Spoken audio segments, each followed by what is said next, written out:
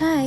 আজিৰ ভিডিঅ'টো অকণমান ইণ্টাৰেষ্টিং হ'বলৈ গৈ আছে মানে কি ইণ্টাৰেষ্টিং হ'বলৈ গৈ আছে সেয়া আপোনালোকে ভিডিঅ'টো শেষৰলৈকে চালে গম পাব তেনেহ'লে স্কিপ নকৰাকৈ বলক মোৰ লগতে আপোনালোকেও আমেজ লৈ লওক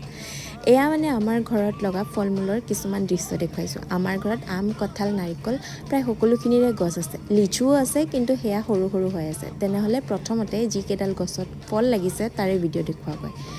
আমৰ ভিডিঅ'টো বাৰু পিছৰ ভিডিঅ'ত দেখুৱাম এয়া প্ৰথমে কঁঠাল দেখুৱাই লৈছোঁ এয়া এটা এটাকৈ মায়ে 5টা কঁঠাল কাটিছে কিন্তু তাৰ ভিতৰত আমি কেইটা পাইছোঁ আৰু কেইটা আমি খাব পাইছোঁ সেয়া আপোনালোকেও চাই লওকচোন প্ৰথম কঁঠালটো কাটিলে একো নাই